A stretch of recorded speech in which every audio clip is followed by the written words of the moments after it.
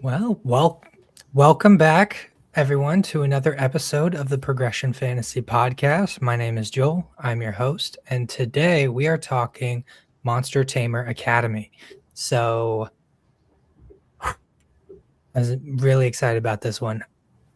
And to help me with that, I have a amazing group of guests here.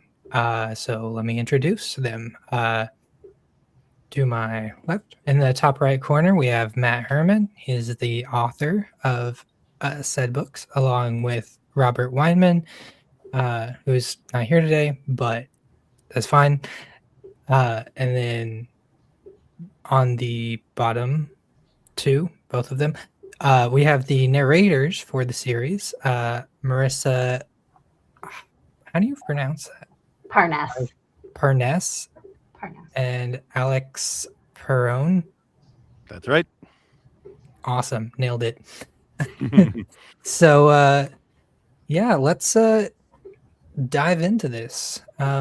So to kick us off, Matt, would you like to do a summary for the series or the book?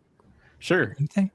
Yeah, so Monster Tamer Academy, it's basically about a young boy named Dirk, and he's all his life he's been trying to get into this Monster Tamer Academy so that he can bond with a monster, which unlocks his magic abilities called Affinity. And tamers need this affinity to be able to get strong enough to tame wild monsters that come from the wilds. So there's these just hordes of wild monsters, and they threaten civilization. Basically, the Tamer Academy makes sure that humanity survives. Nice, solid. All right. So one thing that I did want to start off with is just my thoughts on the series. And honestly, I slept on this series for way too long. Like, I don't know why. It's probably because there's like a lot of like Magic Academy series in the progression fantasy genre, and like you read one, you kind of know like what happens, and it was kind of took me a minute to like be like, nope, this is like its own thing. You just need to try it out, and you're gonna love it. Just do it. So I finally got around to it, and I will say, I loved it. It was phenomenal. It was very unique and definitely, uh, definitely worth a read. So definitely go check it out. And yeah, so why don't we jump into why don't we just talk about what was unique about it? Because so a lot of things. There was the world building was phenomenal. It was so they have this the Keystone, which is where they unlock all their like tamer new tamers. They get this affinity, their affinities from the Keystone, and the monsters they have like if they're tamed, then they get like it doesn't absorb all the energy, so the Keystone can like keep on living. So the goal is to really like tame as many monsters in like the surrounding area as possible, so you can have more tamers and the world can like be prosperous.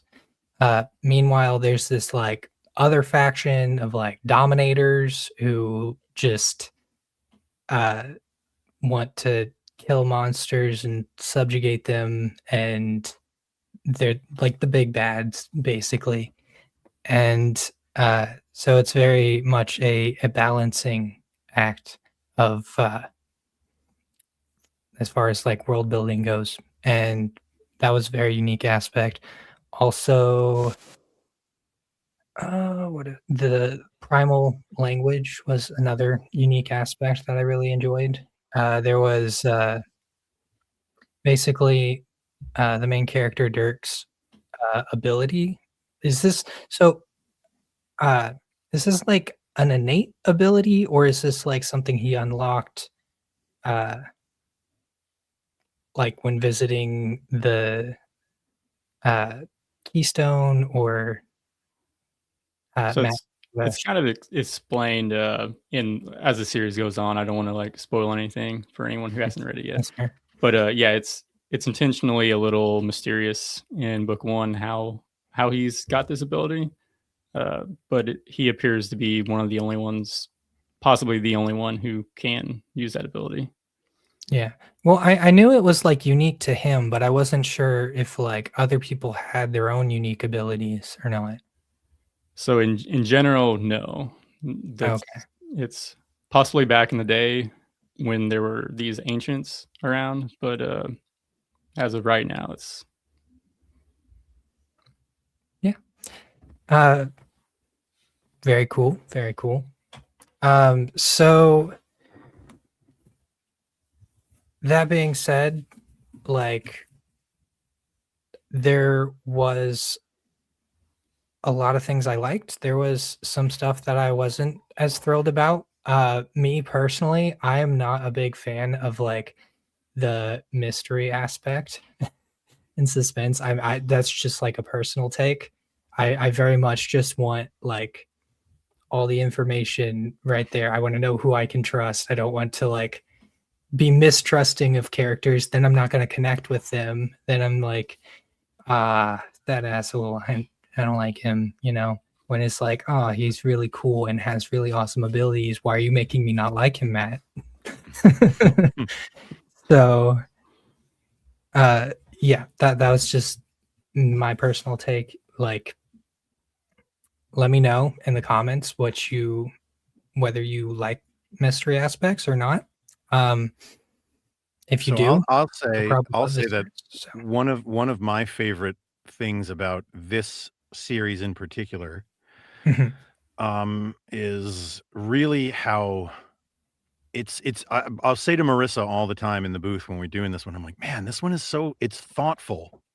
You can tell that there's thought behind certain sorry. choices, and we don't always get that in a lot of the books that we read. And like the mystery aspect specifically um, is one that I tend to really like as a reader, Mhm. and as a narrator, it's at times can be a real gift, when I know that it's in the hands of a good author, which this very much is.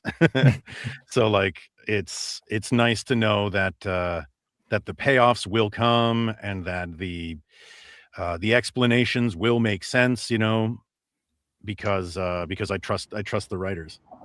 And also, and I don't know if this applies here, but I love the character Dirk, and I like the fact that people misunderstand or judge him at first, and then he always kind of shows up, and it often will make a bad character into a good character because he is such a trusted person, Mm, Mhm. for what it's worth. I like that. Yeah, I like that. yeah, I guess I could speak a little bit about Dirk and like my intention in creating his Yeah. character, like his growth along the series. So like a lot of protagonists, they're typically the hot-headed, brash, like charge headfirst into battle, regardless of if it's smart or stupid. They're just there to be like the action of the story. And I wanted Dirk to be a little bit more. His friends certainly temper him. Like you have the cautious Pax, who's always trying to like keep him like maybe we should like examine the situation. Then you have Jen, who's more like super curious, adventurous. She just wants to like she wants to touch the wild monster or the she's not worried about getting her finger bit off or anything. And and then Trace, she's kind of like she kind of balances Dirk. She's like the more fiery, and she has the strength to back up uh, her words.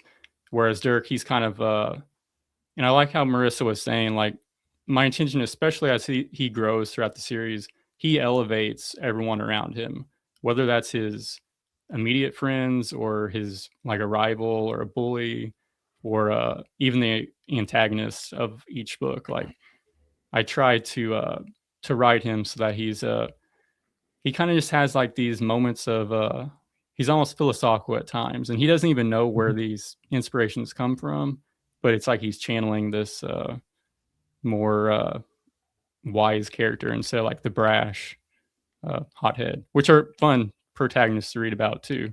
But it seems like there's a lot of those out there. I think it's Yeah. book 3, I think, where I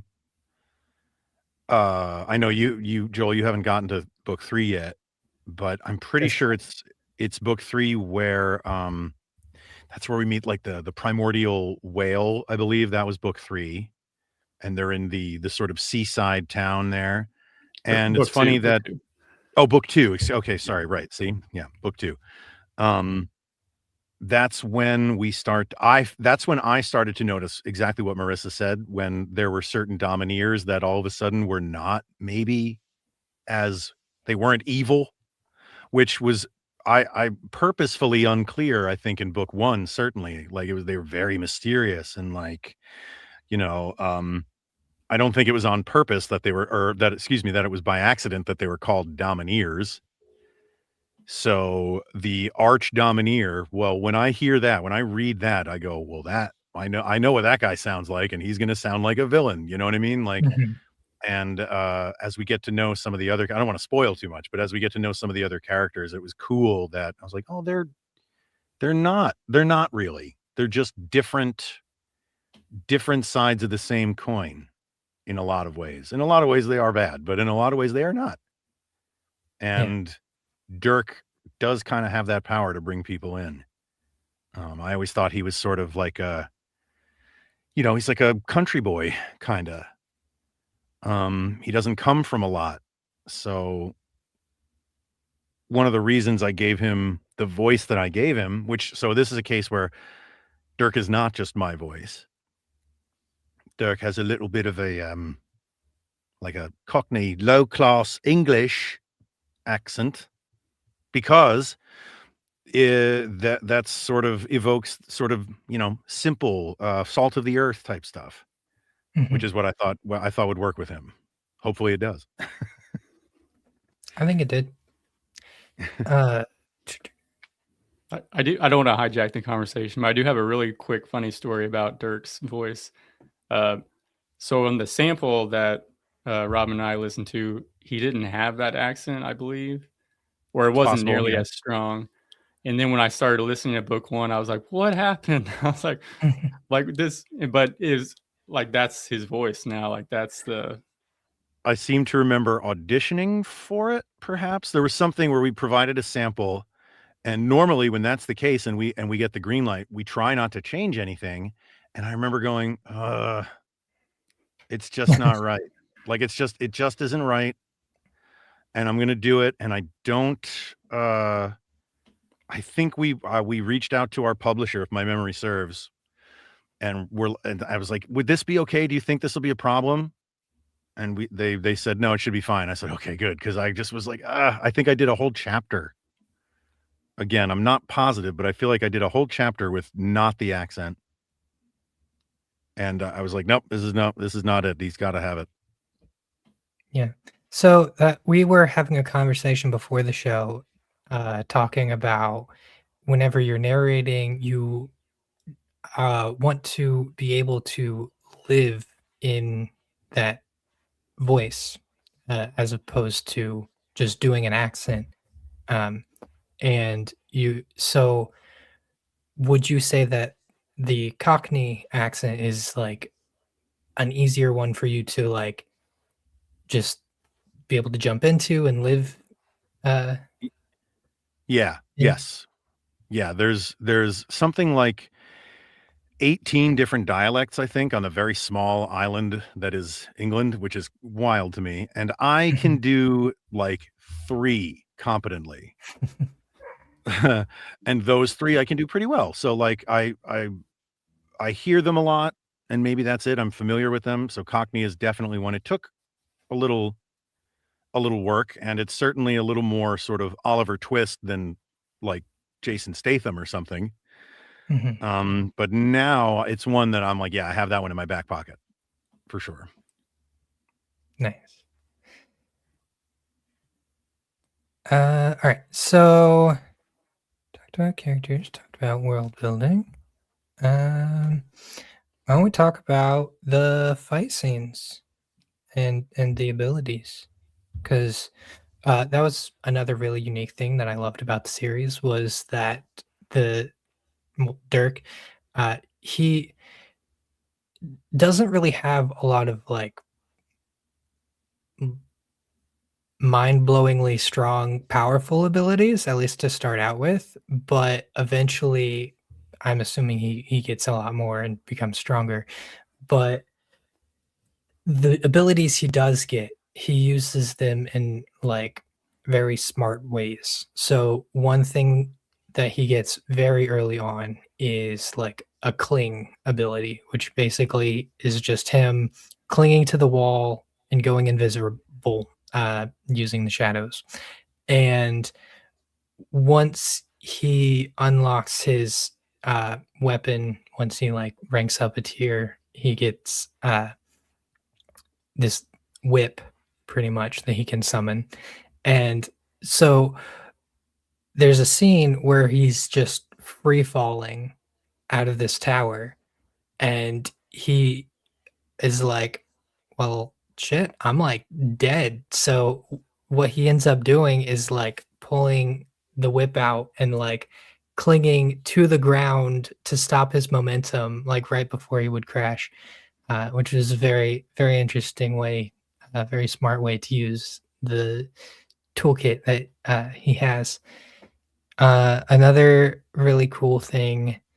Well, so one thing that I found interesting is that a lot of the times in your series, you do like progression very differently. So a lot of the times it's not like, oh, ding, you unlocked a new ability. It's very instinctual, uh, like the way that Dirk learns and the way that the teachers teach. It's very much like, I'm going to put you in this situation and you just listen to your instincts and hopefully you're going to find some way out of it. So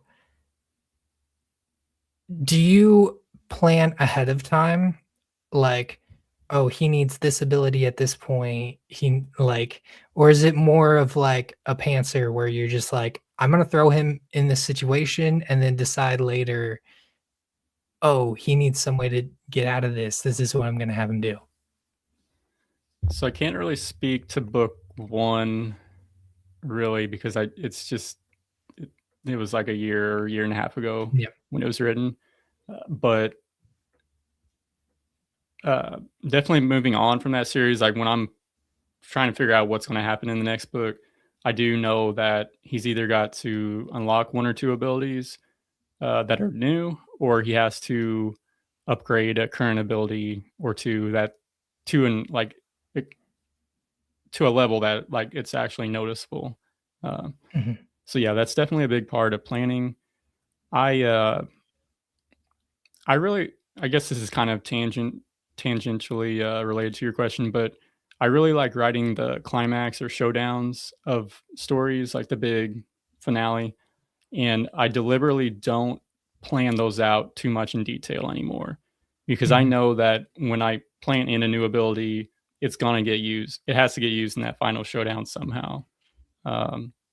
Or if he bonds with a new monster, that new monster's got to be critical somehow in dealing with the final showdown. So that's a big part of the process. Like I know that's gonna be the culmination of him showing how he's grown in this current book. There's also the benefit now of the monsters themselves get stronger, and they add a whole new level to what they're capable of in combat. So like again, I'm always gonna revert back to what it meant as the voice actor. But V, for a long time, he didn't speak. And then at the end of book 1, he started speaking. I was like, oh, great. This is great. And he's described as this little shadow bat creature. And so the voice that I started with, I was like, I wonder how this is going to sound when he gets bigger and stronger. And should it be something that I should evolve his voice to? And I was like, absolutely not. I had to keep it as ridiculous as I came up with it. And now, like, you know, he's this by book 4, he's bigger and stronger and capable of all this stuff. But he still sounds kind of like this because it's just why not? It's just crazy enough to work. Yeah. It very much gave me like Bartok vibes. I don't know if Bartok. you've ever seen or know like Bartok from like Anastasia. Yeah, absolutely. I think that was that was Hank Azaria, I think, did the voice for that. I'm pretty sure it's been so long since I've seen I'm that terrible movie. with names. I wouldn't. I'm pretty sure he did. And he's amazing. He's like one of the greatest voice actors ever. So thank you. No, I definitely love the voice for V. Well, so I have a quick question if I could interrupt the Go ahead. podcast. So in book 4, like without spoiling anything, I started to let some of Dirk's other monsters have a speaking role. Like they don't actually speak with words, but some of his monsters vocalize like with like quotation marks, like as dialogue. But I really liked how Alex and Marissa like verbalized the monster sounds. So I was just wondering if they could talk a little bit about their process for that, or how they leaned into like monster sounds or animal sounds instead of human voices. I know that when the first primordial beast that we met, again, I thought these voices, and I kind of keep it the same throughout the books when we meet a new primordial monster, that it should be imposing and like, you know, rumbly if I have it in my voice that day, you know, but big and sort of not exactly ethereal, but like there should be a presence, and I try to keep them kind of calm now. The first one was not. The first one was a lion, and he was growly and gravelly because it's a lion, and it's but as we met different animals that had different qualities, some were gentler than others, and I loved that. So rather than focus on like, I don't know, what is a whale gonna sound like? I'm not gonna do it like a woo and all the crazy whale noises or something like that. People would hate that. Yeah. Right, exactly. Right. So I thought I like sticking with the idea of sort of big primordial sounds. And V, like I said, V was just, well, the truth is the voice that comes to mind when I think of a bat is something a little stereotypical, like Dracula, an Eastern European accent. But I knew that I could make up my own accent for V. It, like, who knows how a shadow bat talks.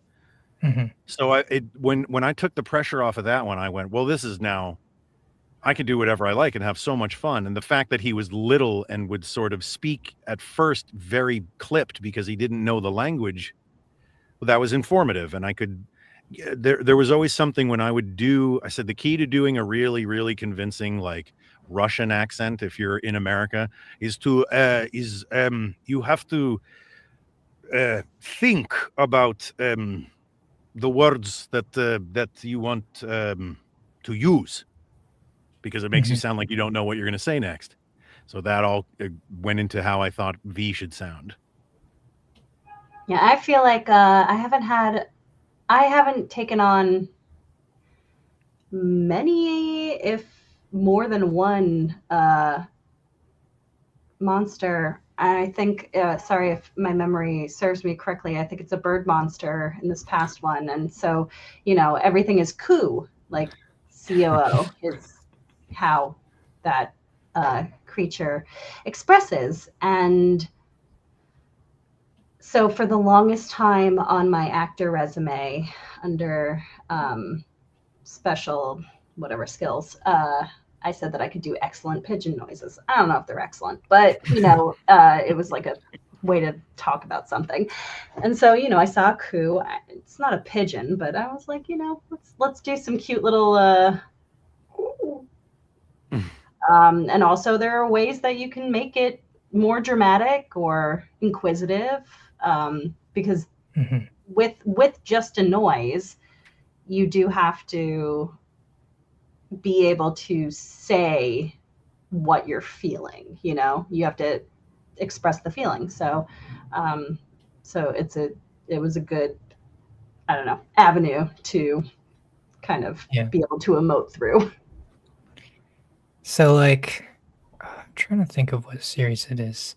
There's a series, it's one of like the healer mage is like the main character.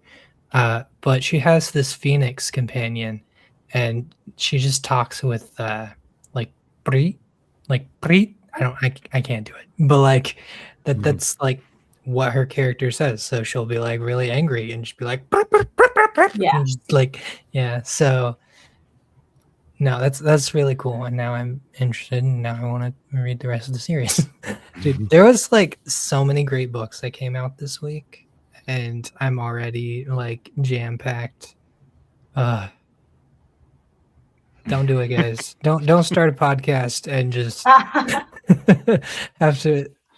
Well, I'm preaching to the choir here. You guys are narrators. You're just constantly. Do you have time to read, like pleasure read or listen? Plays. We like to read plays because that's an easy way to put ourselves in it as actors. But sorry, I'm speaking. I'm actually going on vacation for the first time in like 6 years next week. And so I'm like, I have a book that a friend gave me for my birthday last year. When she gave it to me, I was like, I get why you gave me this book, because it probably seems like I am a reader. But the truth is, this is what we do so many hours of our week, that kind of the last thing I want to do in my free time is read, and I miss it. But it's so hard for me to stay in a story now if I'm not reading it out loud. Yeah, and I find myself going, when I'm reading a book for pleasure, which again I can't do anymore really, because I can't help but approach it like I would a book that I was recording. So next thing I know, I'm reading it and I go, how's this character going to sound? I got to be careful because they're this person's brother, and they're like, all of a sudden I forget that I can just read. And also I narrate a lot slower than I read. And now I can't help but read that slowly, even when I'm just reading, not narrating, not reading out loud. And it just kills me. It's no longer something I can lose myself in. Yeah. It's unfortunate. But like I was saying, there's a bunch of great series that came out this week. So like I don't know if you know of like Rhino Z has this Chrysalis series that he's releasing the new book for. Also Hunter Mythos has Primal Hunter. No, not Primal Hunter. Primal. Is it Path of the Slayer? Path of the Slayer. That's what it is. Yes. I don't know where I got Primal from. It's because we're talking about primal beasts. That's why. But yeah, Path of the Slayer book 4 comes out. Also, Skill Eater and Cultivation Nerd, and so many books. On top of that, I have an episode tomorrow with Jared, who does the Long-Winded One podcast. So I'm also reading books for that. And so it's a pretty packed week for me, reading schedule wise. But no, I'm glad that I finally got around to being able to talk about this book, and yeah, just vibing, enjoying it. So a question that I wanted to ask is, so as far as co-writing, what was there aspects that you were in charge of, and aspects that Robert was in charge of? Is like how did that collaboration work? So it's really kind of an atypical collaboration that we do. So I do all the writing, and then we will talk beforehand about what's going to happen in the story.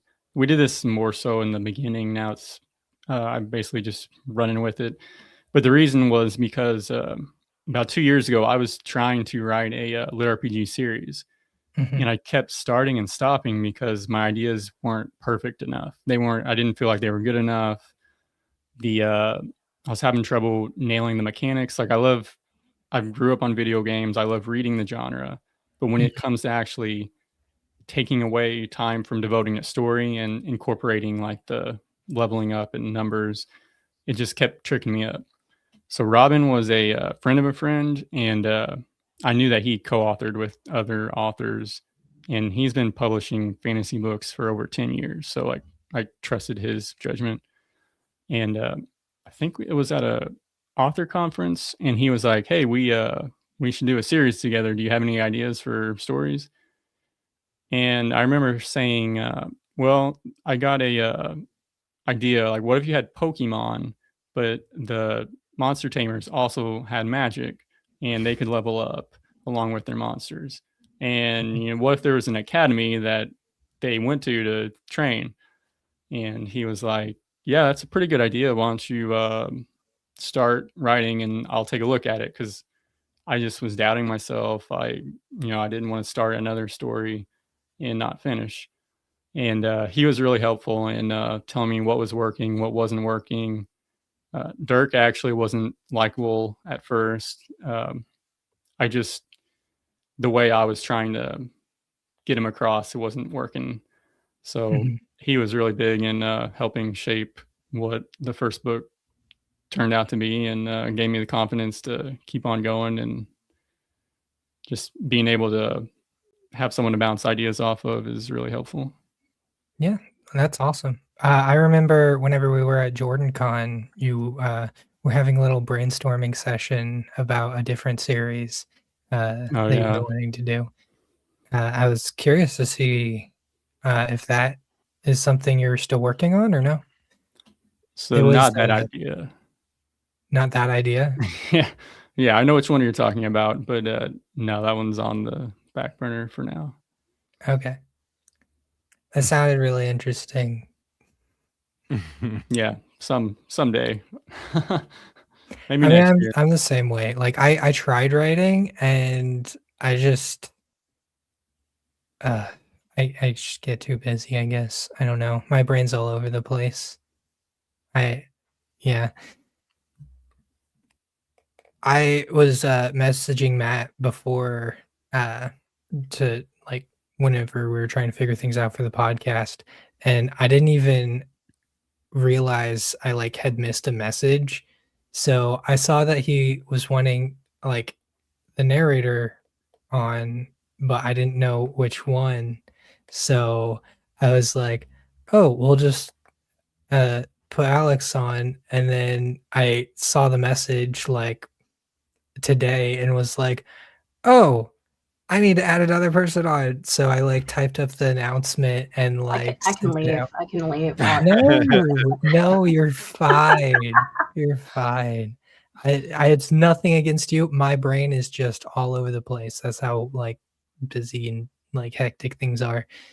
Um, but yeah, sorry. I feel like I've just been going on a tangent and talking about how crazy my life is. But why don't we get back to the book? Or I don't know, maybe you had questions. No. I do have one question that I wanted to pose to the narrator since they're farther in the series. Just about the style of the story. So I try to write like, so writers try to invent their own style, or their style happens naturally. And for me, like, I kind of see my stories as being like full of heart, humor, and camaraderie. I don't know if that comes through or not. Like I was reading an Amazon review where it's like this tugged at my heartstrings, and I was like, yes, like I succeeded. But I didn't know if that comes through, because I know as you're actually voicing this, so you probably feel the emotion if it's there or not. Yeah, I think it does, for sure. Specifically, once we start meeting people's families, like we meet Pax's family, and then in the latest one, we get to meet Teresa's family, and it's always interesting to, when it's well done, to be able to explore these characters outside of the sort of immediate world that you know them from. And parental parental and immediate family relationships are pretty interesting for most people, I think. And so getting to explore what that looks like for a lot of these characters is a lot of fun. And there's a lot of times when we'll get through a scene and again, we do so many of these books that when we get one, and a lot of them are not great. Some of them are wonderful. Some of them are not as thoughtful. I mentioned to you earlier that I thought these books are very thoughtful. And when we have a scene together that is particularly emotional, we'll like hit stop at the end of the chapter and go, "Oh, that felt like acting." Because it's so nice when we get to like really have a good back and forth. And that, of course, is about good dialogue. It is about good story, and it is about thoughtful connections between those characters. And I think you and Robin do that really well.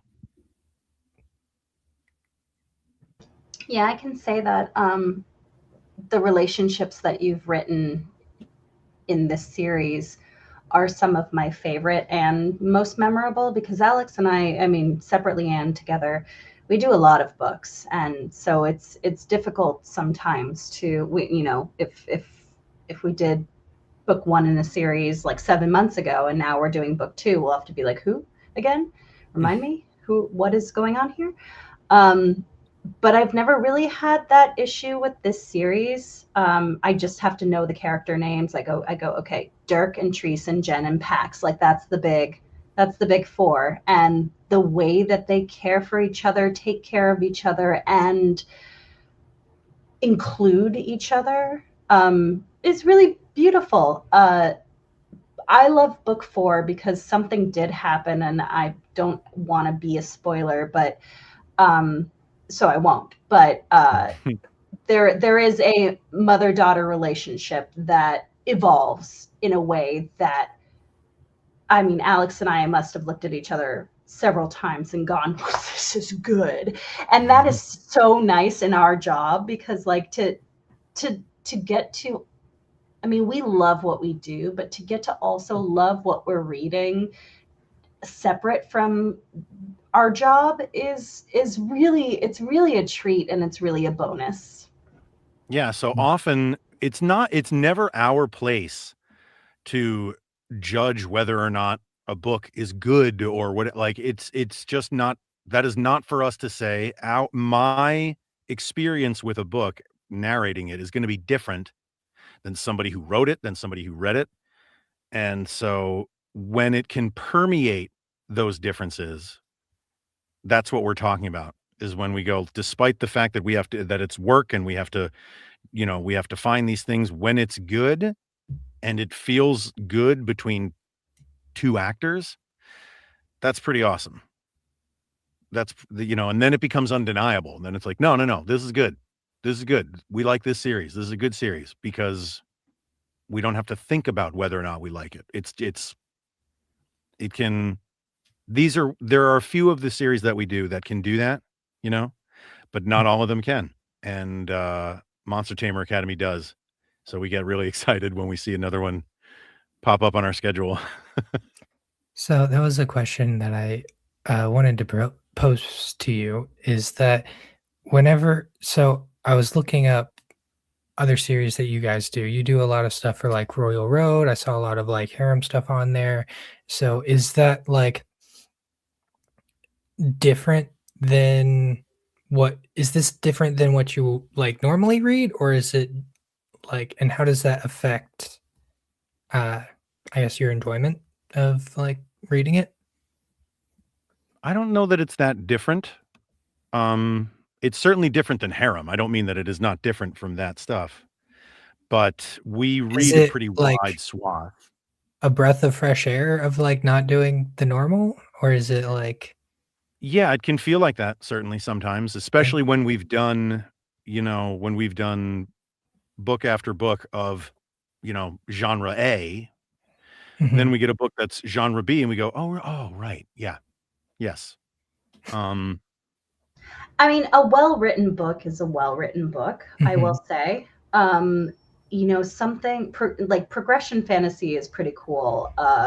Lit RPG, when I first started getting into it, I was like, are we sure this is right for me? Because I hate to be this like, I was so like, but I'm a girl. And also like, I never read this myself and I don't play video games. And like, these are all things, but like, overall, I'm an actor and I'm a narrator. Um, but something, I mean, we've done Academy books, we've done tons of harem, individually, sci-fi, like all sorts of stuff. I would say for me personally, if I'm being totally honest, yeah, getting to do something like Monster Tamer Academy is um, a little bit of a relief and a breath of fresh air because I don't have to embody female characters in the kind of way that I think men want to hear them speaking. I can just be a character and I don't have to worry about how it's coming across necessarily in a specific way without Mhm. getting too more detailed. And that's just me being perfectly honest as a woman who voices female characters mostly, as a duet narrator. Cool. Um, Another question that well, I asked this one before the show, but I was wondering if it was ever weird doing duet narration in like harem. so what I had said was, Marissa and I have known each other since like 2008, I think. And we've been really good friends basically right from the start.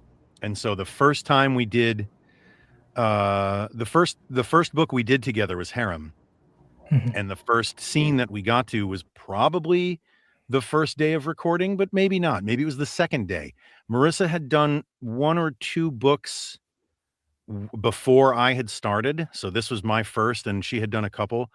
And so when we got to our first spicy scene, she goes, "Can we just let's pause for a second?" I said, "Okay." She goes, "Just lean into it. Just lean into it." And all of a sudden I went, "Oh, right. Don't be maybe it'll feel awkward, but it doesn't feel awkward to the characters. And this is my best friend that I'm doing this with. I get the privilege of doing this with my best friend.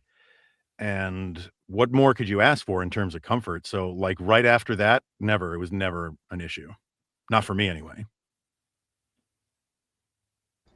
So, I mean, same. Like, it's already an interesting way to make a living and interesting words to read. But what's nice about having, it can go both ways, right? You can know the person too well that it's like, I can't do that with you. Or Mhm. you can trust that person so much that you're just like, yeah, this isn't a big deal.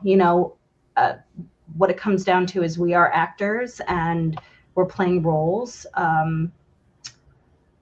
together, and it's like it's about as simple as that. Yeah, it. I would say that sometimes it's hilarious and it's a fun story to tell, but Mm. mostly it just feels like we're doing the job. Yeah. Cool. That's uh that's awesome. That's awesome for you guys. We're pretty lucky. We say it all the Mm. time. Even amongst our actor friends, who most of us have to have, what we call survival jobs, right? You're a waiter, you're a bartender, you work, retail or catering, whatever. We are very fortunate in that this is what we do. This is our job. When we Mhm. get to do theater or film or TV or anything like that, that's also our job, but it's fewer and far between. So the fact that we get to do this every day is never, ever, ever far from our minds. Like I would say about once a week, one of us will look at the other one and go like, man, this is the best job we've ever had. And like, maybe it's a day where it's like, oh my God, I'm so tired. I got a headache. I really don't want to work today. And then I go, yeah, but it's still the best job ever. Like how lucky to be not, there's a quote that's like, how lucky to be tired from doing something you love. I'm butchering it, Mhm. but like, I think we both feel that. I'm speaking for both of us now, but I think we both feel that a lot. We both feel very grateful and very, very fortunate to get to do this as often as we do. And with your best buddy. Like, that's the other thing. I can't express that enough to people. Like, I Oh, I just never thought it would be so cool. I never thought it would be so great to, like, it sounds good, right? Oh, you'll work with your best friend. That sounds good, but then when you start, you worry that it's gonna change things or be weird. Never. I couldn't imagine doing it with anybody else at this clip. So, like, it is a Yeah, I know. real. I know the inner workings of Alex's brain now in a way that is like, but Do not. other than that, it's a perfect job. Other than that. all right. So, one question that I always ask narrators when I have them on, because they read so many series, and some of them I'm not familiar with. What is the most underrated series you have done? That's a really good What's a question. series that you thought would do better but didn't? I guess again we try not to think about a series doing well or not. We notice it certainly when it does really, really well, but otherwise it's more about the work and can if it's well if it does well enough to keep being written, I suppose, is where it really affects us the most.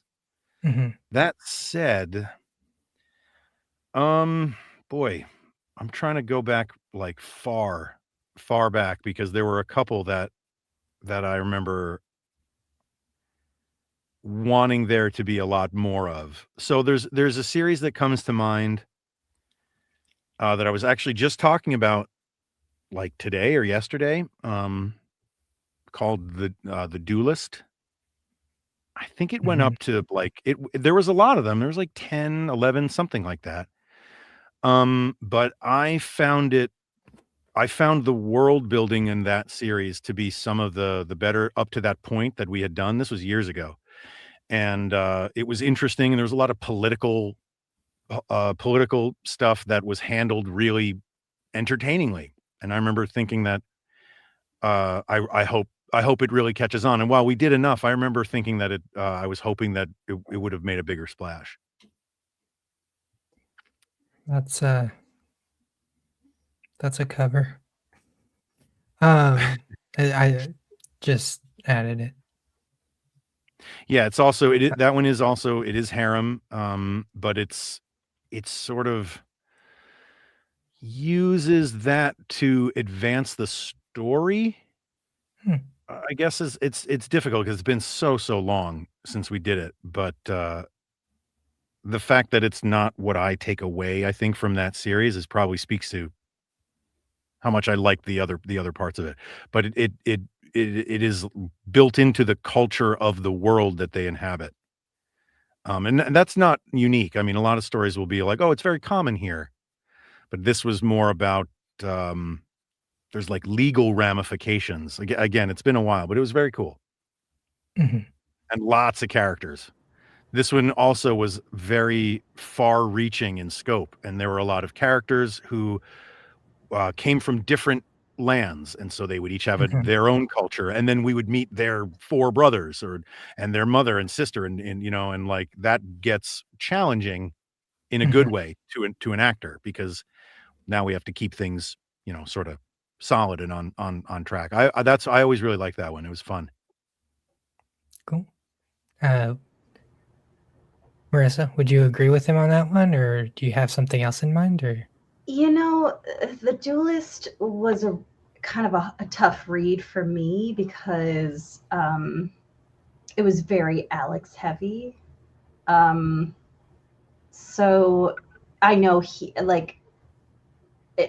I always enjoyed that series, and but Alex always had more to do in it, so Mhm. he was always just a little bit more excited than me. It's true. I would say that the 2 series that I really like, I don't want to say they're underrated. I just want people to listen to are this one, Monster Tamer Academy, and Battle Bard. I love them both, and they're both, they're both in a genre that I find really cool and fun and rewarding. Yeah, Yeah, Battle Bard also, it's different enough that like we don't do a lot that has to do, so that's a series also co-written I by also feel Robin. like I have to pull up my Audible to see what Right, what did because I yeah, narrate. I don't you have even to really know. go back. But that one is an interesting one because it's all about magic through music.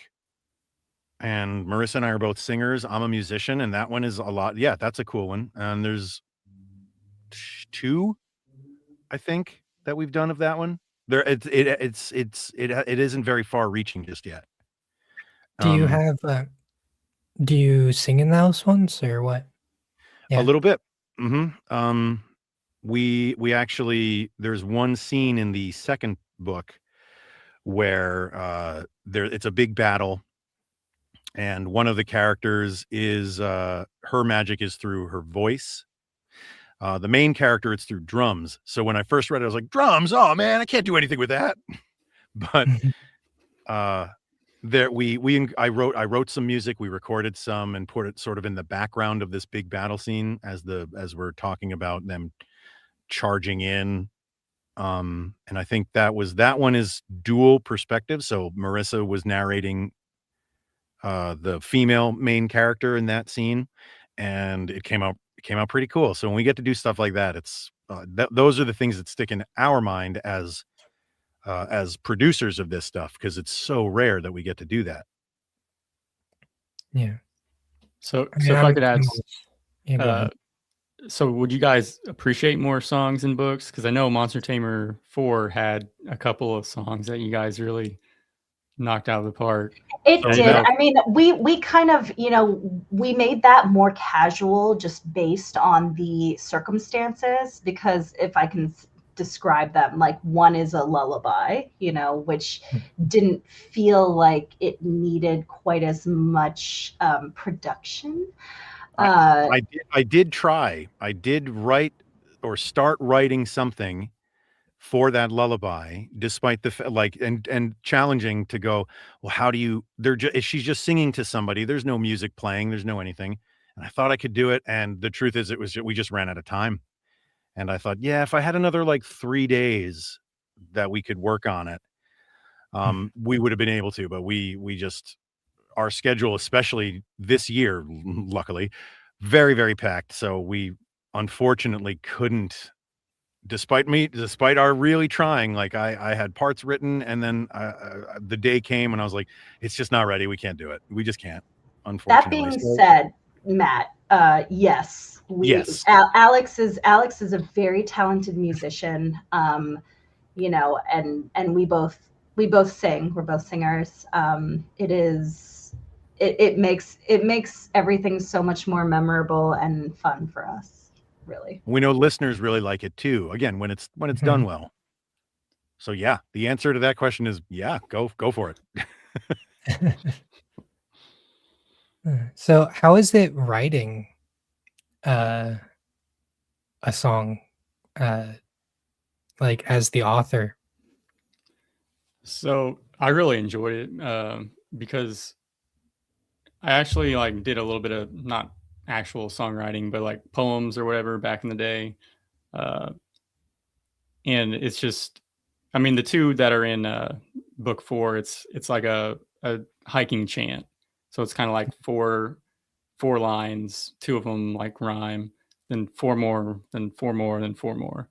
And I I don't know if readers catch on or not, but like the lyrics do actually really tie everything together. Like you wouldn't know it at first, but on a reread, like the lyrics actually do kind of have more significance than you might think. And I just thought it was fun. I understand Alex saying like I really wanted to do them good. Both, and the other one was a lullaby, as Marissa said, and it was kind of the same thing. I think it was a little shorter, just four lines, 4 lines, 4 lines. But Mhm. I really wanted to nail them, but I was on a deadline, and I was like, you can only devote so much time. So I kind of wrote like a rough draft, and then I came back to the songs right before I turned them in. So it's Cool. I enjoyed it. Sounds like everyone just really enjoys writing them and performing them, but the time crunch is everyone's biggest problem with it. Yeah. It's if you want to do something correctly, it takes time. Sometimes I'll see that there's a song in an upcoming book, and I'll ask the producer, like, "Hey, would it be okay to write music for this?" And the first thing they'll always say is like, "Yeah, but we can't pay you more. So we can't pay you more." And I go, "I know. I'm not asking that. I do it because it's fun, and I know that the listeners really like it." But it's just always funny to me, like, "Well, for how much? How much are we talking?" I go, "No, man. No. I want to." That's cool. All right. So it looks like we're coming up on our time. I'd like to get any final thoughts out of the way. One thing that I talked about before the show that I haven't talked about yet was I was really confused in book one as far as like world scale size wise, because you have a town, like a distant town, sending mail talking about how they can also hear this lion's roaring, and then it's leaving and it's getting closer to the city. And I was like, how big is this lion? Or like, how close is this town? Like, you're hearing like a lion's roar through like, I don't even know. So that was something that confused me, and I didn't know if you wanted to elaborate a little more or I mean, it was a really loud roar. So like, okay. sound really, and it was a magic roar. So like, magic travels Just and hand wave defies. magic. That's the easiest answer. Yeah. But I kind of like to say, so one thing about the Monster Tamer Academy series is it's not set at one like physical academy. They do travel to other branches of this academy, and then they come back, and Mhm. so you will see more of the world as a reader gets through the series, because each one kind of explores and opens up a new part of the region, and Yeah. you get to see life in a new capital city or out in the wilds, and uh, yeah. Because like another thing was like the gauntlet. I was very confused on that because you have them going through like different biomes, and like I was like, how far is this gauntlet? Like, Yeah, that was kind it of like an just artificially created okay. gauntlet. So that was, uh, if I remember correctly, it's to the north and northeast of the academy, the main academy branch. And there's kind of like a desert region, there's a mountainous region, and I think that's about it. I mean, there's forest to the Yeah. east. Like I have the map in my head of the main academy. Okay. Um, But yeah, I think that's everything that I wanted to talk about. Is there anything that you guys wanted to talk about that we didn't get to? No? Listen to the fourth book. It's out now. Yeah. And it's so good, and it gets you right in the feels. It really does. You guys make it sound so good. I told you before we started that this is just going to be you guys selling me on book 4. Telling you, Treese's parents alone are worth it. Mm-hmm. You got to read all the books before, though. You do. Yeah, you do. You can't just skip the book 4. All right. So one thing that we like to do on the show is, what have you been reading? And I will go first because I know you guys don't have anything pulled up. So, yes, I have been. Last week I was reading Monster Tamer Academy. With that, tomorrow I'm doing a podcast with Jared, who does the Long Winded One podcast, and I mentioned that before. And we are talking Millennial Mage. Oh, don't start with me. Sorry. Yeah, so Millennial Mage, that's by J.L. Mullins. I am thoroughly enjoying it so far. It has a lot of like really good world development, which is something that I just love as a listener. Also, I just finished the book 1 for Freshman Drive. That is by Xander Boyce and Ryan DeBruin. It's a basketball lit RPG, like progression fantasy series. And I've seen a tennis one that's done by Ren or yeah. Jonathan Smith is what her pen name, but yeah, they do a tennis one that I freaking love. I just fell in love with that series, and I really wish he would write more of it. But the basketball series, really good, loving it. Ryan, he used to do like volleyball, and he like tore a knee, and so there's a lot of like insight from the situation that he was going through with that, and he was like put that in the book as it's just something that really interested me, I guess. I always love to like learn new things from like different people's perspectives whenever I'm like reading a new book, just having that insight. Other than that, yeah, there's a lot of stuff that I would like to read that I'm just behind on, but I can talk about that when I get to them. So, yeah. Matt, would you like to go next, or Alex, or? Sure. Yeah, I'll go real quick. So I'm currently rereading Iron Prince. I'm listening to that on audiobook. It's one of my top favorite series. I rarely reread books just because, as Joel's been saying this whole podcast, there's so many books. It's kind of hard to make room for the favorites. And then I'm actually reading Stumbling Up. I just started that, so I'm excited to read that.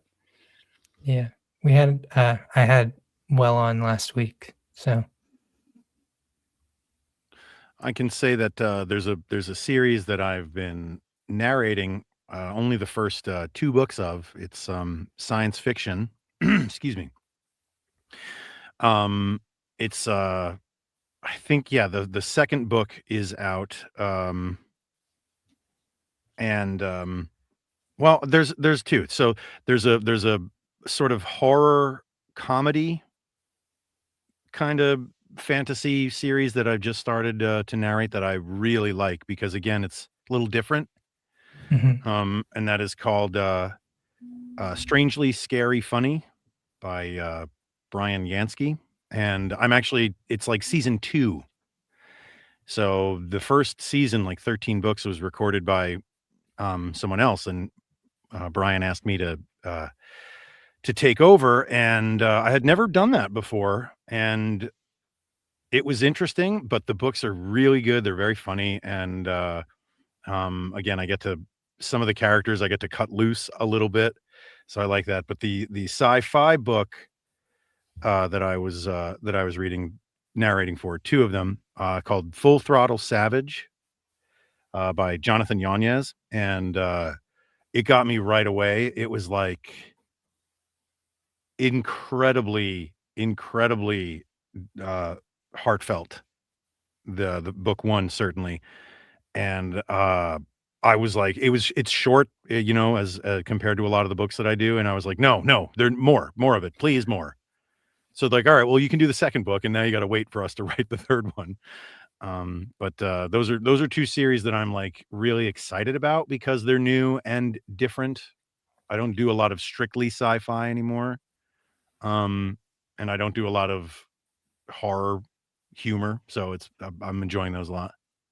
Yeah, it's really interesting to see people do horror in progression fantasy because you have like, or well, is it progression fantasy? No, I would say it's No. not really. This is it's to even call it horror is not even really. It's fantasy, but humor is, it's funny for sure. Okay. Cool. Melissa, I assume you're working on the same thing. As What's Alex, the book you no. were wanting to take on vacation? Shoot. Crap. I don't know. I something. I don't know. I think that it's a thriller. I don't remember the title, which is terrible. I know. But if I were to talk about something like Alex just did, I also am narrating a solo series, the second book, called Magical Girl Mechanical Heart by Thundermoo, Natalie Maher, and it's really interesting. It's something I've never done before. It's also very difficult because I have to narrate from the perspective of three different people, two of whom are in the body of one person. And there's a lot of themes of LGBTQ, neurodivergence. Obviously, it's called Magical Girl Mechanical Heart, so it's a lot of it's very female driven, and all of these girls have power. I described it to somebody and they said that it kind of sounded like the Powerpuff Girls, but it's a little young adult, but it's adult enough that I wouldn't recommend it for kids necessarily, maybe teenagers, but people who feel othered a lot tend to gravitate towards it, and it kind of makes people feel seen in a way that is, as an artist, that's cool for me because that's what you want. Yeah. Well, that's awesome. Well, I think. Well, why don't we talk about where people can find you? I'll go first. Obviously, the podcast, Correction Fantasy Podcast. We also have a Discord. It's in the link. And come hang out.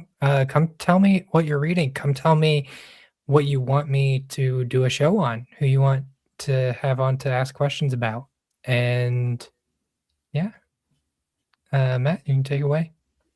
Yeah, so the best place to find me is actually by joining my email list. When you sign up, you get a free Monster Tamer Academy prequel story. You also get a free update, or not free, emails are free. You get an update at the end of each month that saying what I'm working on, if I did anything cool, like being on a podcast. And then also, I do like quick sketches of either characters, creatures, or places from the books I'm working on. So I'll usually put a few of those up on each email, just as a insider look at what authors do. And you can sign up on my website, matthermannbooks.com, which I also keep updated with what I'm working on in case you need to look at it or find out what I'm doing. Sounds cool. Alex, would you like to? Best place is also my website, I would say, alexperone.com. I have a lot of different links there for sure. Videos, samples of other books that I've done. Instagram is another good one. I don't post a lot of narration stuff on my Instagram, but I post a lot of my other artistic things, music. I draw a lot. So it's Toons, Toons by Alex, if you're so inclined. But yeah, those are probably the two best places. Cool. Melissa? You can find me on Instagram. My handle is catladylately. If you want to keep up with my cats, or I post some narration samples, or share, new releases, some, self tapes of me auditioning for things in the theatrical world, little performances. If you want to see me in a ridiculous costume for How the Grinch Stole Christmas, I've got a bunch of those up there. And my website, www.marissaparness.com. You can send me a message there, check out what I'm doing. All right. Thank you. Thank you for being awesome guests and coming on and making time to talk about amazing books. And thank you, audience, for showing up. And on that note, see ya. Thank you. Bye. Bye, all.